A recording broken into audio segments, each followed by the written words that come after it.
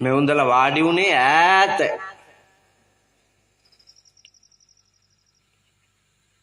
මේ ඉස්සරහින් වාඩි වුණා නම් මට කපටි කයි රාටික මූණු බලා ගන්න තිබ්බා. කොවෝ ඇස් වලින් පේනවනේ. කපටියා මොකාද? වල් ගති තියෙන්නේ මොකාගේද? සදහැති හිත් තියෙන්නේ මොකාගේද කියලා ඇස් දිහා බැලුව ගමන් කිව්ව හැකි. දැන් කට්ට කරවලේ මෙවුන්දලා ඉඳගෙන හින්දා ඇස් තියා රූප පේන්නෙත් යාන්තම් අවතාර වාගේ.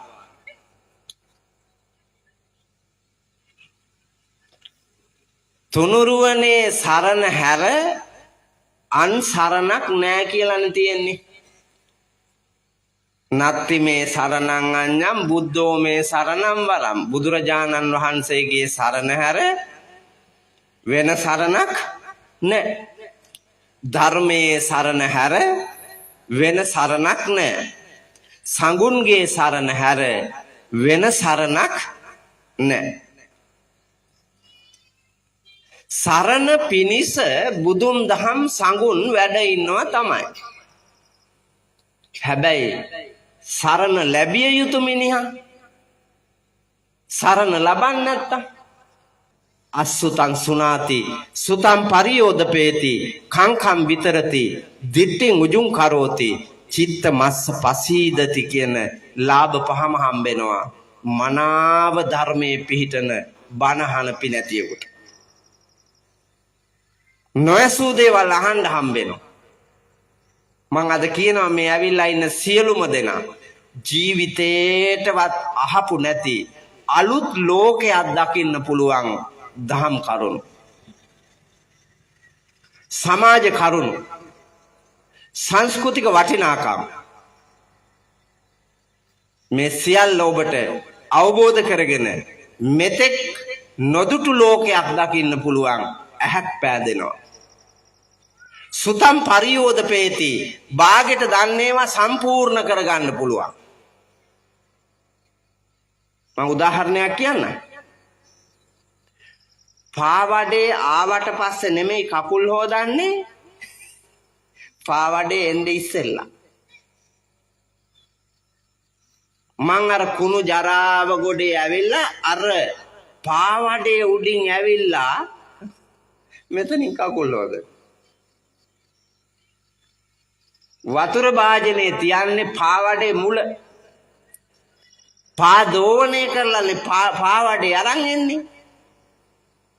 පාවඩේ පිරිසිදුව ගේන්නනේ. දැන් අපි එනකොට පාවඩෙත් අපිරිසිදු කරගෙන නෙන්නේ. හේවිසි ගහපු අය හේවිසි ගහන්න ඕනේ කොතනින්ද කියලා දන්නේ නැහැ. කතා කරනකොට ඇවිල්ලා ගැහුවා. හැමදාම කරන වැඩේ වුණත් අවබෝධයෙන් දැකලා නැහැ, බාගෙට දන්නේ. ජීවිතේ බාගෙට දන්නේ. තම ස්වාමියාට දන ගහලා බිරිඳ වඳින්නේ ඇයි කියලා අහන්නකො බලන්න.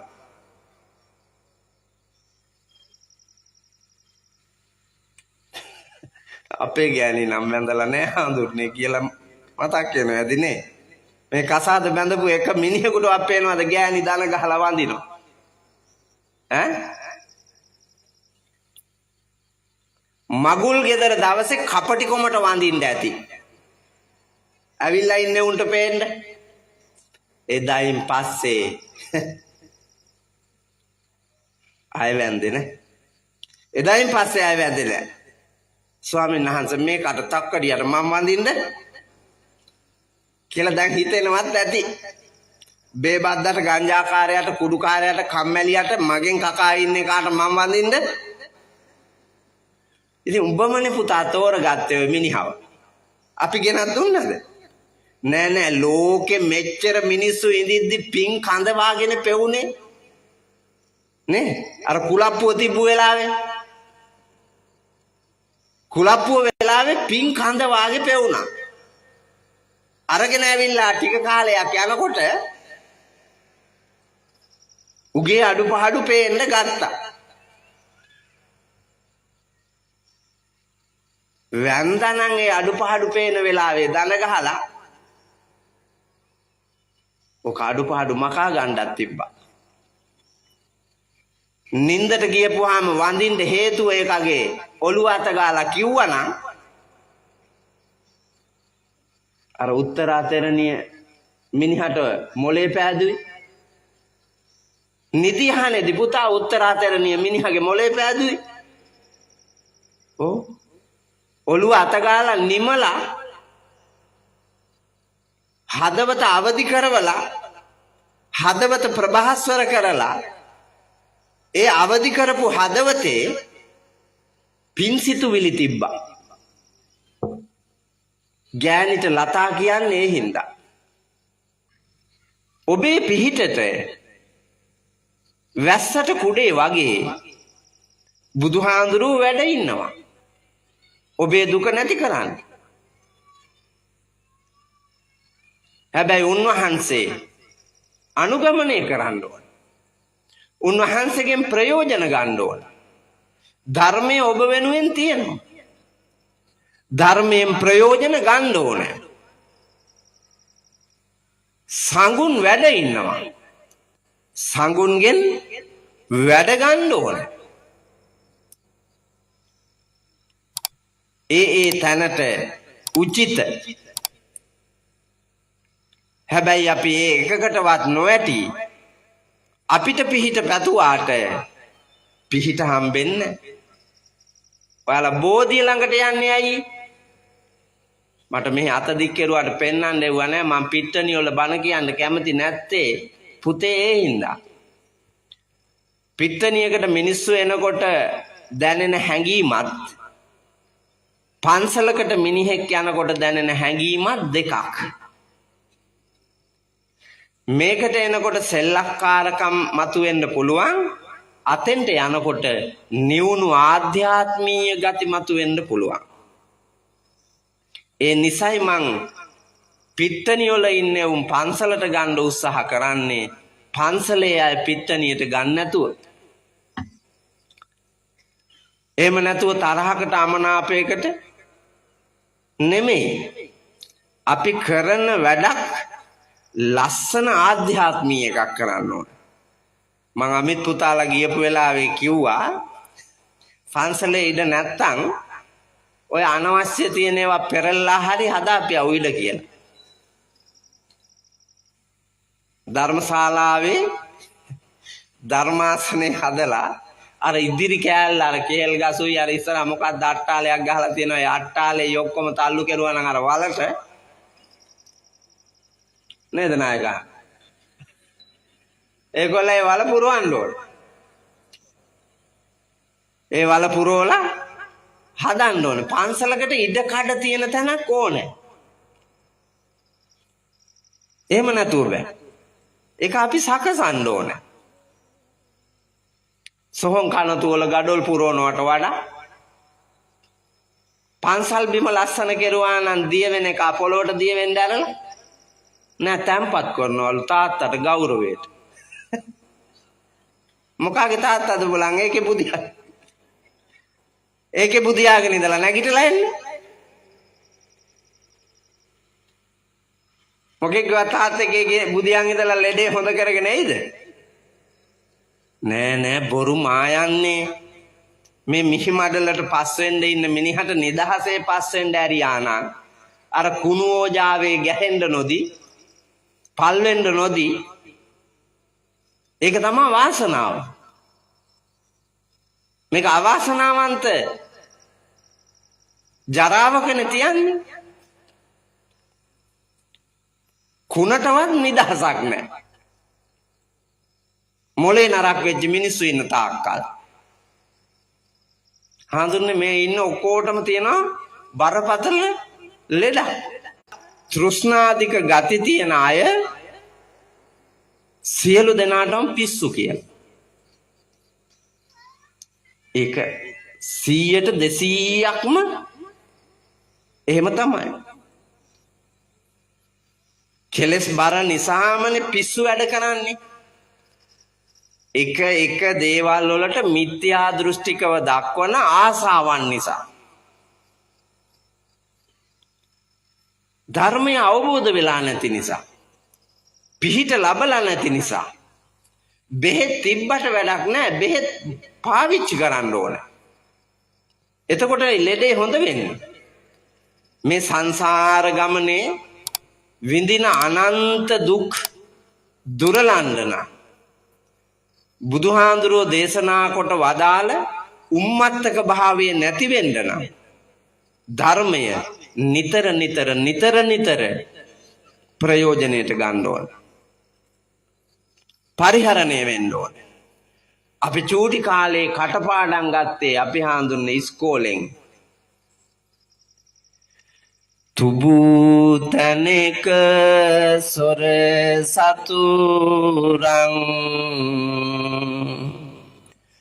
ගත නොයනා සැඩ මනවත් වතුරෙන් වල නොයනා කෝපවත් රජ මැතිඳුන් ගත නොයනා උගත මන ශිල්පයමයි මතු රැකෙනා.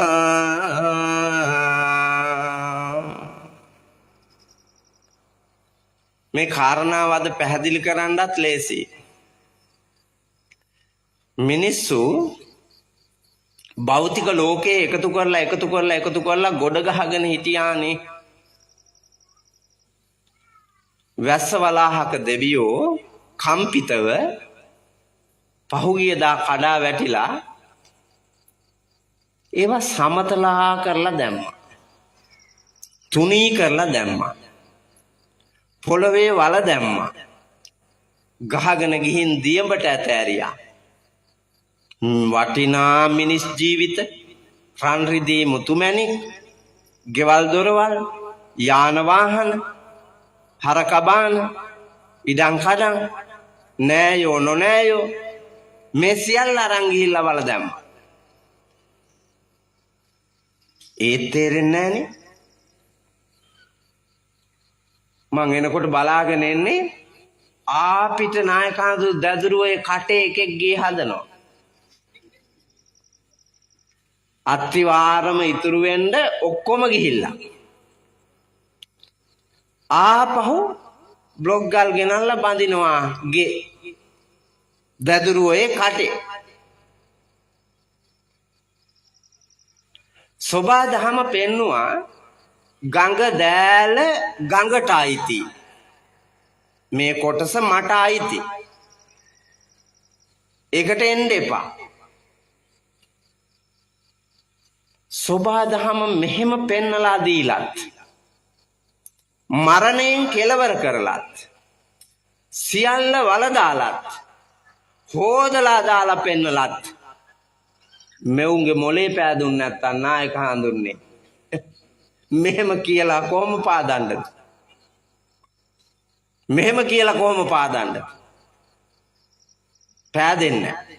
ඒ තරම්ම මිත්‍යා දෘෂ්ටික මෝඩ જાතියක් සමාජගත වෙලා ඉන්නවා වැඩි. බුද්ධිය පසක් කරගෙන නැහැ. බුද්ධිය පසක්ුන් නැත්තේ වටිනා දෙයට අපි නැමිලා නැහැ.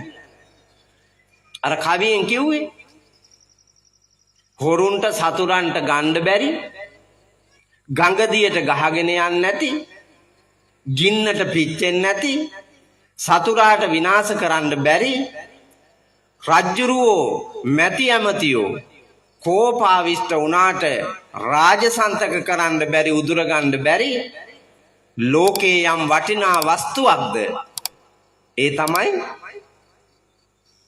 ශිල්පීය බව.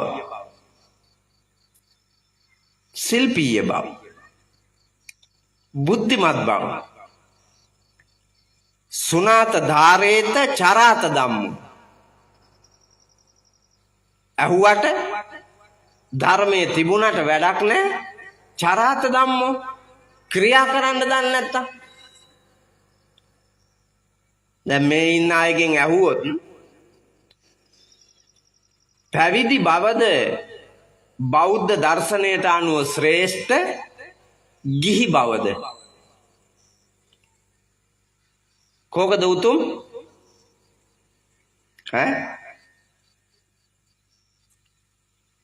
පැවිදි බව උතුම් කියලා මේ ඔක්කොම කියා ගන්න වරම් නැතත් හිතයි. ඇත්තටම දැකලාද ඔය? පැවිද්ද උතුම් කියලා දැකලාද ඔය? නෑ මේ මතු පිට පෙනුම. පැවිද්ද දැක්කනම් උතුම් කියලා එක මොහොතක්වත් ගෙදර ඉන්නේ ඇවිල්ලා පැවිදි වෙනවා.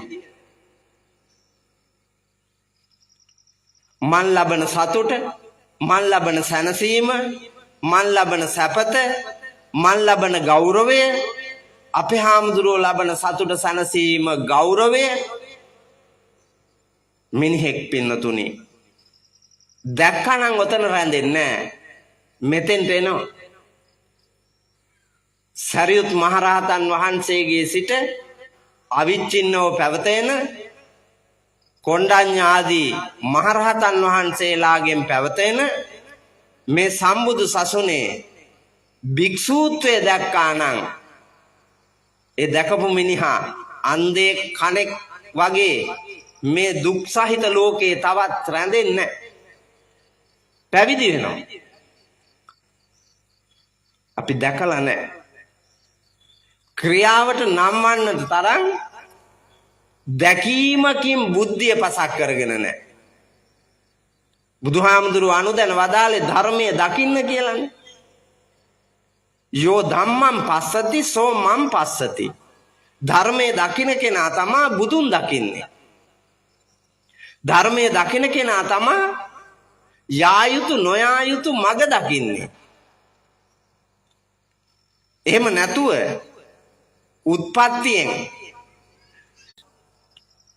බෞද්ධ වෙන්න බෑනේ.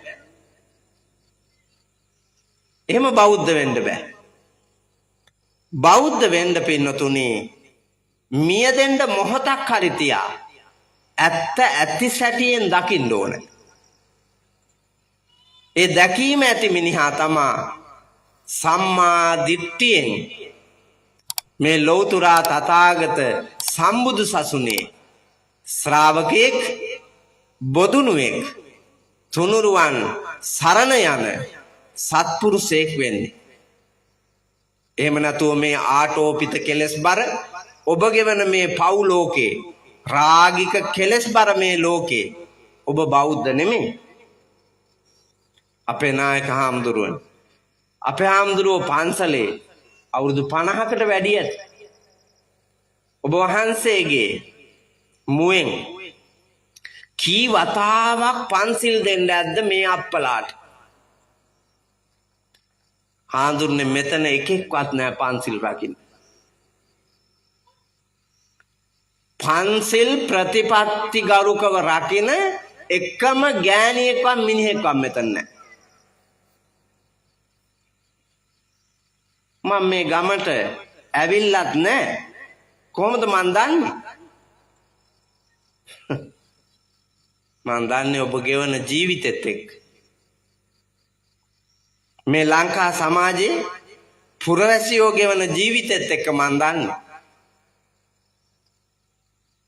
ඒකයි උතන ඔය රැඳිලා අනන්ත දුක් සහිත ලෝකේ ඔබ ප්‍රාර්ථනා කරමින් ඉන්න සැපම අල්ලගෙන ඉන්න. අටසිල් ගන්නවා නේද ඔය වයසක උන්දලා? අමූලික බොරු හාඳුන්නේ.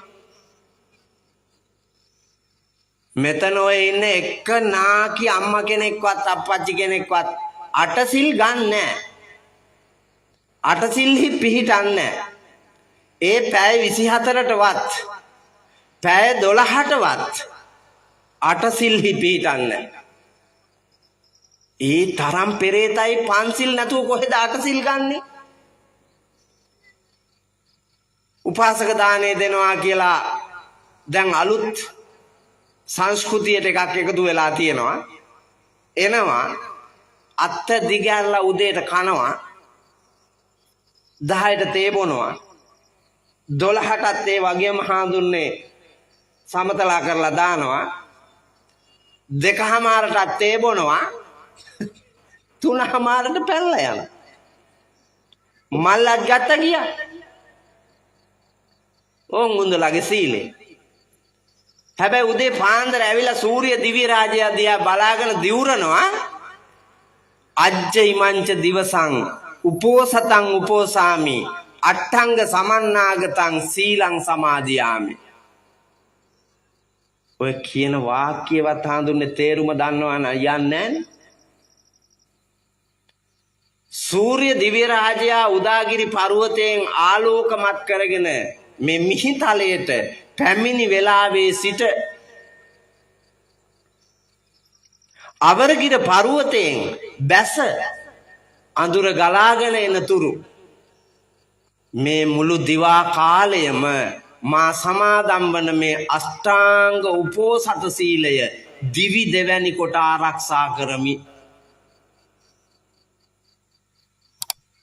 මෙහෙට 3:00ට ඉර බහිනවද? 3ට ඉර බහිනවද?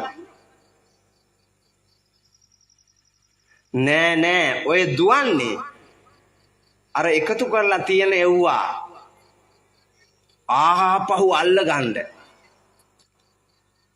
කෙල්ලගේ දරුවෝ බලා ගන්න, කොල්ලගේ දරුවෝ බලා ගන්න, මෙවුන්දාගේ පෙට්ටකම පෙට්ටිය කබඩ් එක අල්මාරිය සුරක්ෂිත කරගන්න, රැටත් අත දිගාරලා අර වාගේම එකක් තුනී කරලා කොහෙට හරි හේතු වෙලා බුදිය ගන්න. ඒගොල්ලෝ කියන අට්ඨාංග සීලේ සමාදන් වෙච්ච උපාසක අම්මාම කිරියම්මා දානෙට යනවා. අපේ හඳුන්නේ මිනිස්සු 3 දෙනෙක් එක්ක දීග ගිය ගෑණි යනවනේ බලන් කිරියම්මා දානෙට. ඔව් මේ මගේ සියසින් මං චූටි කොල්ලා කාලේ අවුරුදු 13යි මට මාවිලා මරාපු මාවිලාගේ ඔළුව ලිපේ දාලා පුච්චලා සම්බෝලෙට ඇඹරු ආමඳුරෝනේ උදේ. සම්බෝලෙට අඹරලා මිනිහට කණ්ඩ දුන්නා කරවල පුච්චලා ඇඹරු විදියට. ඒකොල්ල අනියම් මිනිහත් එක්ක දීග ගියපු මේ ගෑණි මම පැවිදි වෙලා ඉන්නකොට පාන්දර එනවා කිරියම්මා දාන්නට යන්න අප්පා. පත්තිනි අම්මගේ නංගිලු. පත්තිනි අම්මගේ නංගි. කාවද පුතා රවට්ටන්න? රවටන්න පුළුවන්ද? බෑ. Taman රැවටෙන්නේ. මම මේ පහුගිය දවස්වල මාතර අඟුණකොළ පැලැස්සේ බණකට ගියා. බණට ගියපු වෙලාවේ ප්‍රධාන දායකත්වයේ දරලා තිබ්බේ ඔය දැන් හිරේ ඉන්න මනම්පේරි. එයා තමයි ප්‍රධාන දායකයා. ලස්සනට සුදු අතින් සරසිලා ගරුණෙක් විතර බේස්ලට් එකක් දාලා මුදු 4ක් දාලා පෙකණියනුත් පල්ලෙහාට චේන් එකක් දාලා සිතාන කෙනෙක් වාගේ ඇවිල්ලා හිටියේ. මහදන සිතානෝ වාගේ. බණ කියලා සතියයි ප්‍රවෘත්ති වලට පෙන්නනවා. මාතර අඟුණකොළ පැලැස්ස තලාවේ මහා කුඩු ව්‍යාපාරිකයා දැලේ. මම බැලුවා දැලේ මොකද ඉන්නේ කියලා මනම්පේරි. ඇවිදි අපේ ඇස් රවට්ටලා මිනිහාගේ ලෝකේ දිනුවා කියලා. අපි ඇත්ත දැක්කද? අපි ඇත්ත දැක්කා. මනම්පේරි රැවටුණා. ඒකමයි ඔබට මේ ජීවන ගමනේ ගෑණි මිනිහා රවට්ටන්න හැදුවට මිනිහා ගෑණි රවට්ටන්න හැදුවට දරුවෝ දෙමව්පියන්ව රවට්ටන්න හැදුවට දෙමව්පියෝ දරුවන්ව රවට්ටන්න හැදුවට හාමුදුරුවෝ දායකයා රවට්ටන්න හැදුවට දායකයා හාමුදුරුවෝ රවට්ටන්න හැදුවාට රජ්ජුරුවෝ පාලකයෝ රටවැසියා රවට්ටන්න හැදුවාට රටවැසියා පාලකයන්ව රවට්ටන්න හැදුවට කාවද රවට්ටන්නේ? කාවවත් රවට්ටන්න බෑ. රැවටෙන්නේ තමන්මයි. එහින්දා පින්නතුනි අවංකව කරන යම් සත්කාර්යයක් වේද හිතට එකඟව ධර්මයට එකඟව යහපත් දැකීමකින්ම එය කළ යුතුයි. එය කරන්න නම් එසේම ධර්මඥානය අපට තිබිය යුතුයි. ඒකට පව පින අඳුනාගෙන හොඳ නරක අඳුනාගෙන කුසල් අකුසල් අඳුනාගෙන මෙලොව පරලොව අඳුනාගෙන පින් සිතින් සැබෑම පුණ්‍ය ධර්මයන්හි නියැලෙන්නට ඔබ ධර්මය අවබෝධ කරගන්න ඕන. එහෙම නැතුව කවදාක්වත් මේ ලෝකේ රවට්ටන ඇඳුමෙන් පැළඳුමෙන් හාමුදුරුවනේ මේ රෙද්දෙන් වහගෙන පල් හොරුනේ ඉන්නේ. රෙද්දෙන් වහලා පල් හොරු මං දැක්ක මේ ළඟ හාමුදුරු කෙනෙක්ව මාංචු දාලා අරන් යනවා. මේ මෑතකද අලව්ව පැත්ත. සිවුරාස්සේ හිටියේ කුඩු බිස්නස් වලට සම්බන්ධ හාමුදුරු කෙනෙක්. බුදුහාමුදුරුවෝ අනුදැන වදාලා මේක හොරාට කැලෑවක් වෙන්න පුළුවන්. මේ අරහත් දජේ නිවනට තියෙන ඉනිමග නිවනට තියෙන ආධ්‍යාත්මීය සලුව අරහත් දජේ. හැබැයි අපායට යන්න මේක හොරාට කැලෑවක් කරගන්න පුළුවන්. හැංගිලා ඉන්න ලේසි. යුනිෆෝම් වල හැංගිලා ඉන්න ලේසි. ඔය රෙදි ඇතුලේ හැංගිලා ඉන්න ලේසි. සම්භාවනීය විදිහට රෙද්දෙන් වහලා පෙන්නනවා. පට්ට හොරු, මිනිමරු, දූෂිතයෝ, වංචනිකයෝ, පාපතරයෝ. හැබැයි රවට්ටන්න බෑ පුතේ. රැවටෙන දිනයක් තියෙනවා.